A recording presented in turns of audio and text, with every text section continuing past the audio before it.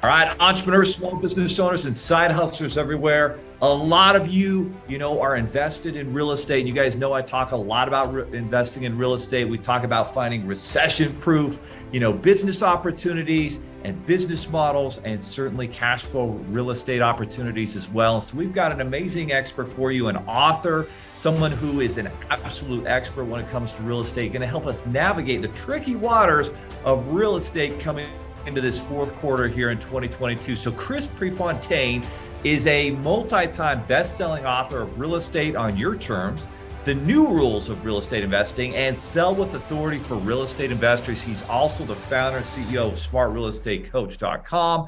He's the host of the Smart Real Estate Coach podcast.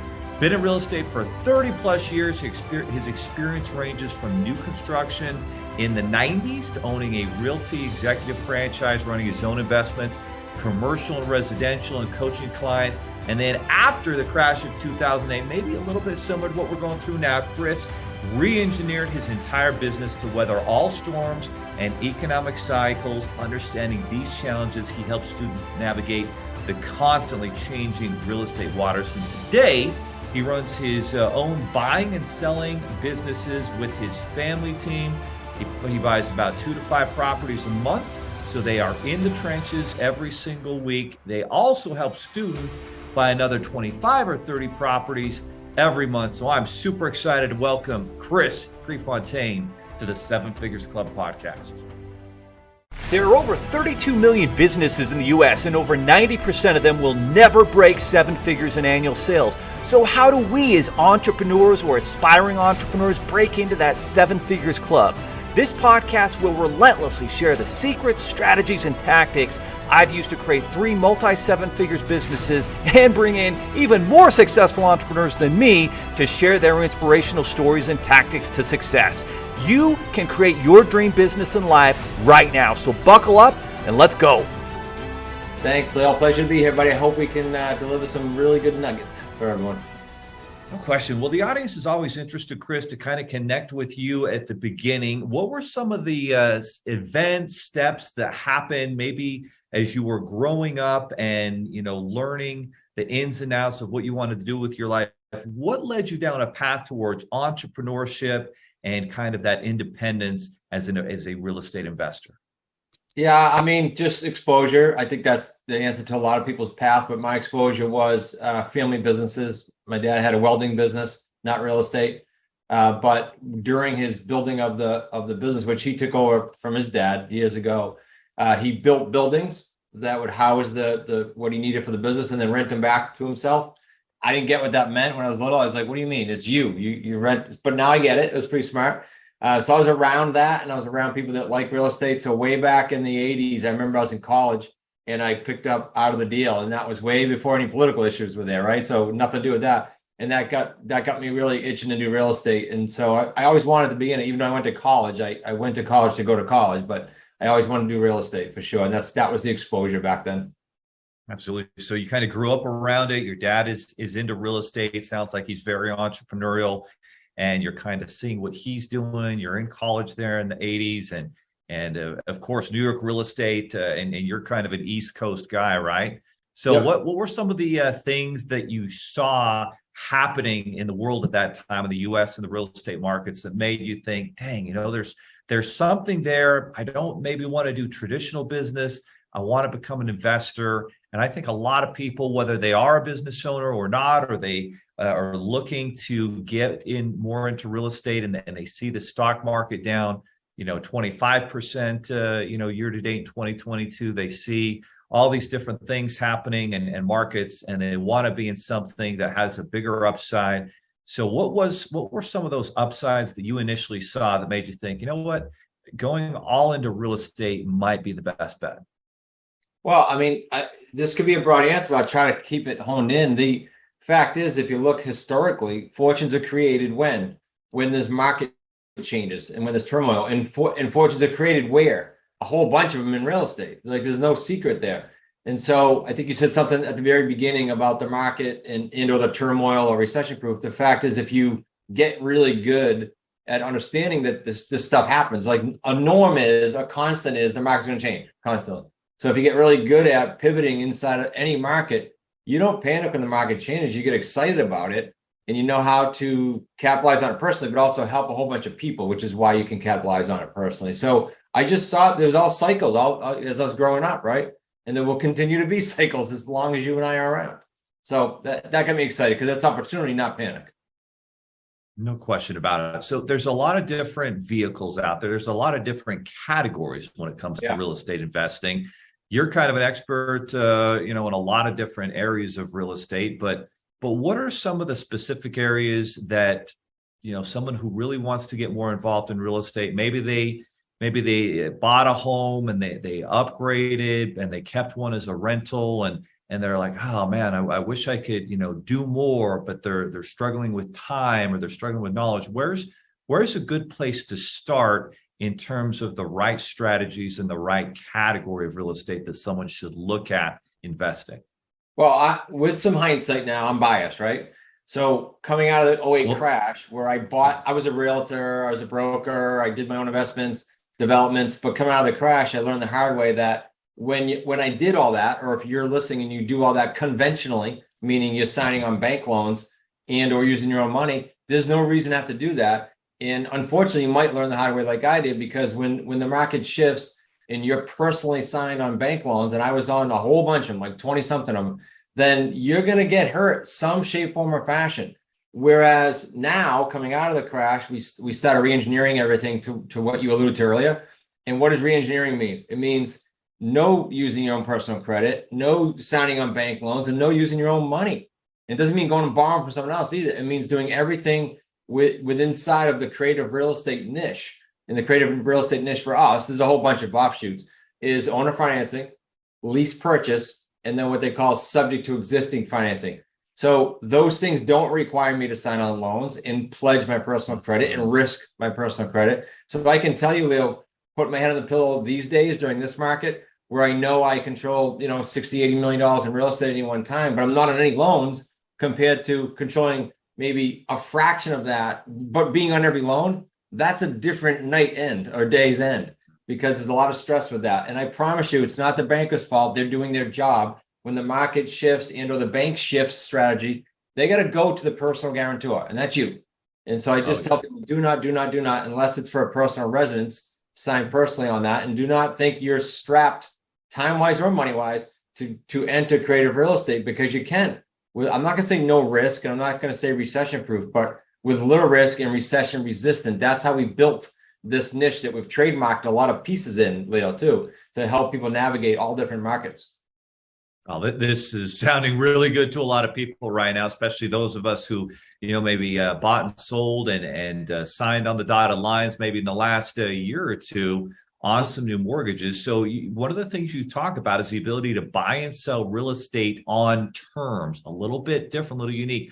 Unpack that for us. What does that mean to buy and sell real estate on terms? Yeah, so so we don't go too advanced with that subject to thing I use. Let's just talk about owner financing, because most people have heard about that. Perfect. Or even lease purchases. Those are both, by the way, Leo. If you pick up the book that what's his name, Anderson Cooper just wrote about his family. They have mansions here way back in the 1800s, right? So he talked about in the 1600s that the Vanderbilts were in New York City before banking doing owner financing and lease purchase. So people say, oh, is it new? No, it's not new. It's been around for a long time. And so a lease purchase is nothing more than you controlling a property via a lease purchase document. And our lease purchase documents are designed with a $10 deposit, $10 deposit. Mm-hmm. So you control that property. You're on title, but you're not owning it. It doesn't pass. And then, so you don't have any money down. It's a very good first kind of foray into real estate, not using my money strategy. You just got to learn the skill set. And I'll give you a quick example. I think the real examples matter. I just hung up with a gentleman, Brian, in Illinois. Brian was an elevator salesman for like 20 something years. And he came in with us, and even though he had some background and some 401ks and he was set up well, he was risk averse. So he did his first 9 deals with a lease purchase, and every single one of them had a $10 deposit. So I don't want people to think that that's a stretch. That's the norm in our community, and amassed like over 800 grand in his first 8 deals. That's pretty cool. And so you can do it, and you can do it. And if you're out there thinking like Brian, hey, I gotta somehow escape my job here, plan my escape. we can show you how to do that. That's what we specialize in. So that was a little bit more than you asked on the, but on the lease No, purchase, that's how you do it. fantastic. So instead of the old way of doing things where, you know, you get under contract, you go get the mortgage, you have your down payment, you go through the appraisal, the title, all the different process of buying a property. There's a quicker, faster, easier way to do it when you find the right opportunity where you can do a lease purchase. You're not having to come up with a big down payment. You're not having to jump through mortgage hoops, and yet you have control. And I think that's the key word that you talked about there. You control the property without having all of the risk and so forth. So what are kind of some of the, what are the upsides and are there any downsides to that type of strategy? The lease purchase, I'll go to the downside first, because when I talk about financing, it's totally different. You own it. When the lease purchase, reality is, let's just say I'm buying Leo's home through a lease purchase. At some point in 2 years, 3 years, 4 years, 5 years, whatever term Leo and I structured, he as the seller, me as the buyer, I'm going to want to have that home cash out. We do it by rent to own buyers who need time to get qualified. COVID has drove that number through the roof. Interest rates have drove that number through the roof. High demand for us right now. Yes, they have. So yes, they have. If we're going to cash that property out, eventually Leo has to sign the deed, right? He owns the house. So we've had people pass away. We've had people leave the country. So there is it's not a bad thing. It's just that there's a few more hoops to jump through to make sure that gets done. So that would be the downside.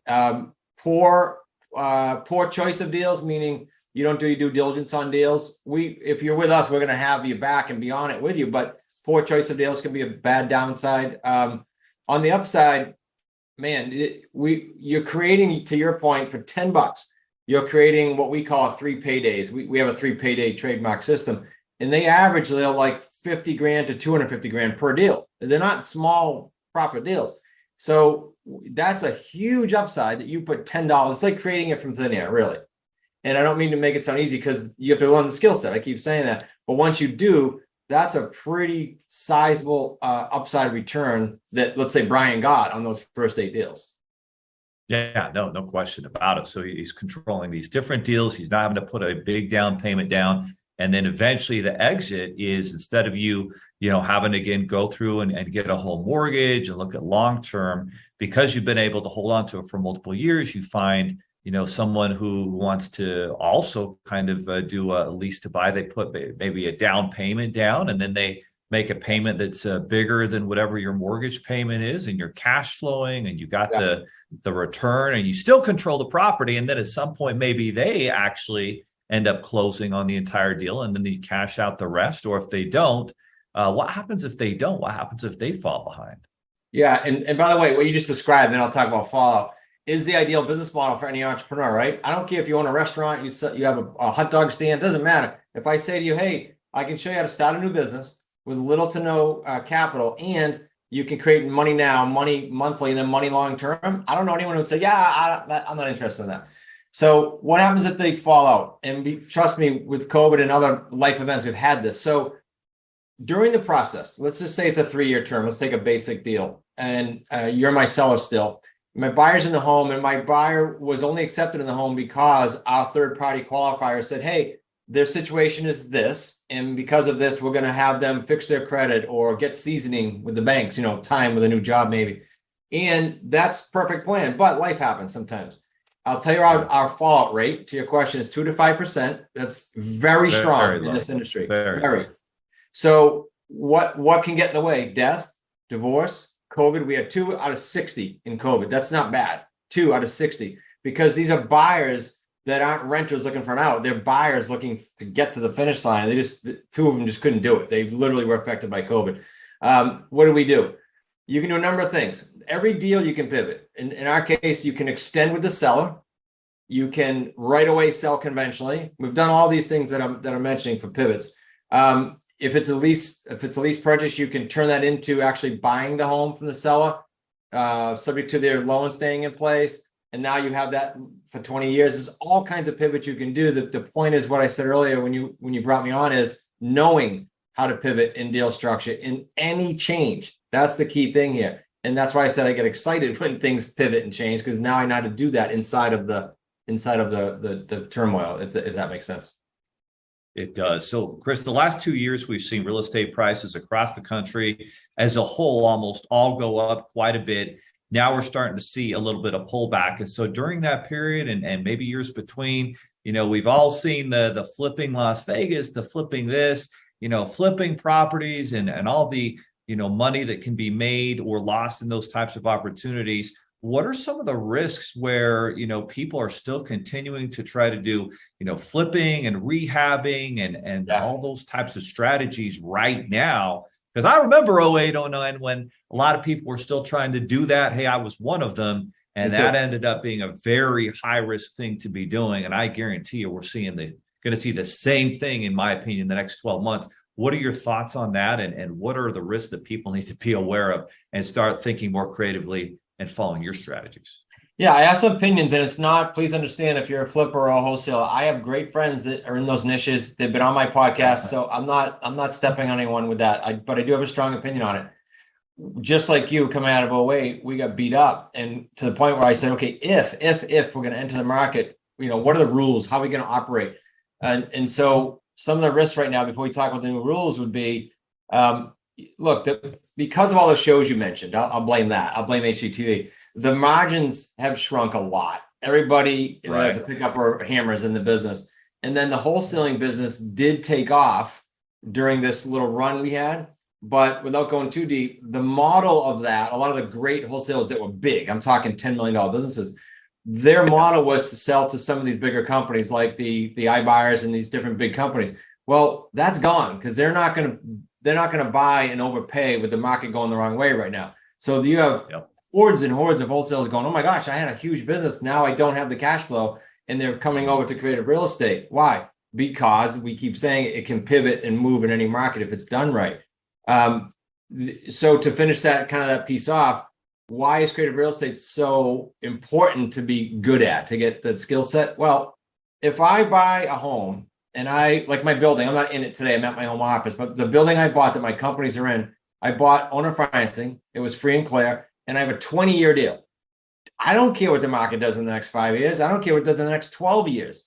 Because I know in 20 years, I'm going to have so much principal pay down. It's recession resistant to anything the way we structure it. Well, we structure mostly principal only payments to put a little teaser out there. So when I do long terms and I'm hammering down the principal that heavy, I don't care what the market does.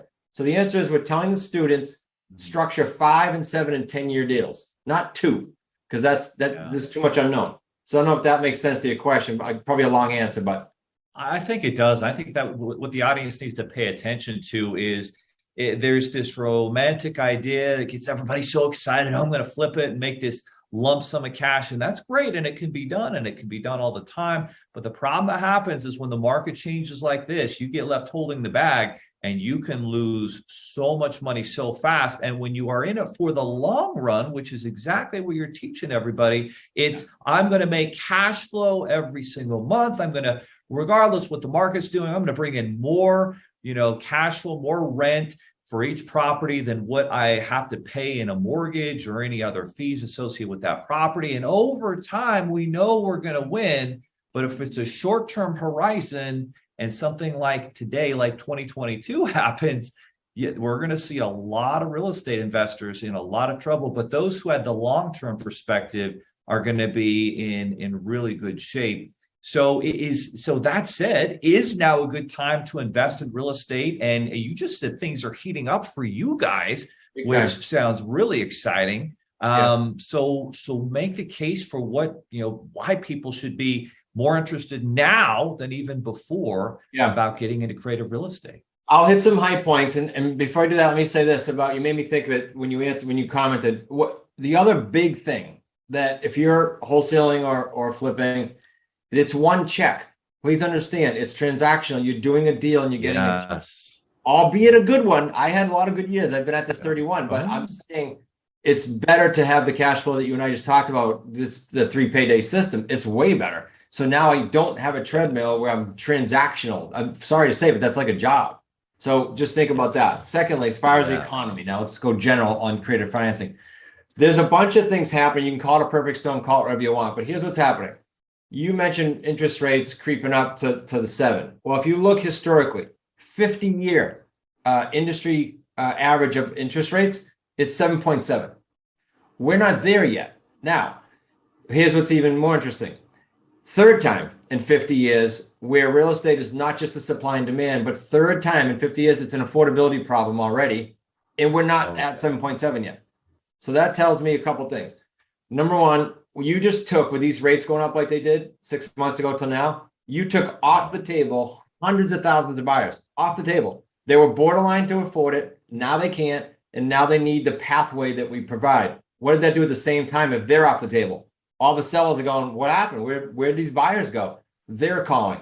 The amount of people, Leo, coming out of the woodwork meaning, our people have been calling and the market was hot. They are screaming back to our investors now going, we need your help. This is not selling like I thought it was. The prices aren't, I don't have the buyers. Realtors leaving companies calling us saying, what do we do? Can you teach us how to do this? This is huge for us. I don't think in 31 years I've seen such good timing. I called it the perfect storm, but it's great timing right now to be in creative real estate. And so when you look historically, fortunes are created with people that know how to pivot like this. How about now being a time where you look back forever going, that was cool. And I was able to get in on that wave when I could versus, I wish I did it, right? Because we all do it. We all see that and do it. Oh, yeah. Yeah, you talked about 3 paydays, something that you trademarked. Explain what it means. How does this 3 payday system work? Yeah. So this was one of the sort of the things we put in a box when we said, me personally at first, it was just me saying, okay, what do I want to do if I'm going to get back in real estate, aside from not doing banks and all that? One was, I'm not getting paid once on a deal because, again, every January I'd go, I got to do this again to make the same income. 3 paydays act like this. When we install a buyer in the home who truly deserves to be a buyer, they just need time, big difference, not a wannabe renter, but a true buyer, then we get a down payment. They're buying a home. They just don't have, They can't get title or a mortgage yet. That averages for us, I'm going to give you our family averages, but some of the students are much higher. I'm in a lower end market, is around 35 grand. Then the payday 2 is what you alluded to earlier, the spread between what I'm paying on the underlying debt or the seller and what I'm collecting from my buyer as they're getting mortgage ready. That spreads about $300, 308, I think it is for us on average. Yeah. And then payday 3 is really cool because payday 3 is the markup in the property from when we bought it and all of the principal pay down throughout the term, which is super lucrative. And so I said earlier, they range from 50 to 250 on all 3 paydays. Our family team's like 75 to 78. I just got off the phone. Now, this guy's not far from me. He's in New Hampshire. I did what we call a deal structure video where we outline deals. We expose everything. And he's done his first 3 deals in the last like 2.5 months. They all broke 6 figures, all 3 of them. One was a lease purchase, one was an owner financing, and coincidentally, one was a subject to. He did like one of each, and they all were over 6 figures. That's pretty cool. That's a 3 payday system. Very cool. Very awesome indeed. So you talked about controlling up to $80 million of real estate with your Wicked Smart community and not having to put a ton of money down or sign on loans, which just sounds amazing. So I'm sure at this point, everybody's mind is blown and is racing and they're thinking, dang. So actually, while a lot of people, tend to freeze and pull back in uncertain times like this is when a lot of wealth is created. And so for those in the audience listening saying, wow, I'd really like to learn a little bit more from Chris, where's a great place where they can connect with you and get that information and take that next step? Because the most important thing on our podcast, Chris, is we don't want everyone to be passive listeners learning about cool stuff. We want to be active action takers, making progress towards joining that 7 figures club. So what's the next step? Yeah. And just first of all, bravo to you guys, Leo, because like just talking about 7 figures, some people mentally that's going to help. And I just want to applaud you guys for doing that. If they can deal with listening to me with my accent in New England for another hour, they can go to our free class. Just go to smartrealestatecoach.com/masters class. It's an hour of sort of go back to the beginning because Leo and I are hitting some high points. And how does this work? Like, how do you get leads and what does it mean? And why would a seller do this? Why would a buyer do this? It's all in there. It's an hour. It's on video. And then I'll give you some resources towards the end for free. And what I told you, Leo, at the beginning, and I put this link together, we have the best-selling books. A couple of them will mail out physical copies. And this is not one of those links that you hear advertised and then you go to get it for free and you got to pay shipping. We pay for shipping. It's our cost. You'll get a package in the mail. Just go to wickedsmartbooks.com/Leo, Leo. and you'll get that package. Give us a few weeks because it's got to go through Sue, who runs it, and get it out to you. But you'll get the physical copies. You'll enjoy it. My story's in there. Our tactics are in there. Our skill sets are in there, and you'll have plenty to digest. All right. So that was Wicked Smart Books. Was that what it was? WickedSmartBooks.com/Leo. All right. I am typing it in now. WickedSmartBooks.com/Leo. Get that free book. Get in the system. Also, smartrealestatecoach.com/masterclass. And this is the action we're talking about. And this is when a lot of wealth is created. A lot of opportunities are going to be coming your way. And I think even more with your creative system, where there might have been some hesitancy and a little bit more work required. Now there's going to be less hesitancy and so many people who are you're going to be able to really find some high quality deals. In fact, you're going to have so many deals available as long as you follow the right system. And that's the thing, guys. There's two ways to success. You can go through the school of hard knocks. You can find someone who's already got a roadmap and say, Chris, can you give me directions? And that's exactly what, Chris and his community are doing, guys. Well, Chris, really appreciate you being a guest on the podcast and so many amazing value bombs. So what's the last word or the last thought that somebody should consider as they're taking action today? As we were talking here, I'll give you just 3 quick pointers to take action on, because I love that you have them take action. It doesn't matter if this niche is for you or not, but whatever it is you're going to do, and it doesn't have to be in real estate. Just do these 3 simple steps. 1, find something you can get behind, in this case, a niche, but it could be any business or industry that you can get passionate about. That fits with your why, your values. So that's number 1. Number 2, once you decide that, find someone, I think, Leo, you alluded to it, that's already done it. Like there's new money since 08, meaning new investors that have started things since 08.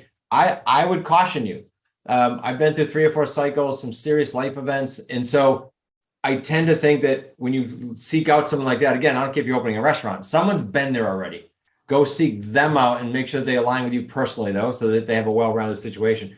And 3rd, put the blinders on for 36 months. That's it. Just put the blinders on for 36 months. You can't screw it up if you stay with that group, person, or entity, or whatever it is, and you do that for 36 months and don't get caught by the shiny object syndrome. Amen. Great stuff, guys. Take action today. Get that book downloaded, move forward. And I'll tell you this, guys, I don't believe there's a better, more sound investment than cash flow real estate. And I love the way Chris and his team are doing it. They're doing it with low risk, with high rewards, not having to have tons of cash available. And there's going to be so much opportunity over the next 12 to 18 months. So take action, and we'll see you guys next time on the 7 Figures Club podcast. Are you looking for more 7-figure secrets, content, or even how you can launch your own recession-proof business? Then check out 7figures.com. That's the digit 7, FIGURES.com, where we share more videos, stories, strategies, funding solutions, entrepreneurial education, and even the secret business type that's recession-proof. Thank you for listening, and if you're finding value in our podcast, please give us a 5-star and invite others to join the club.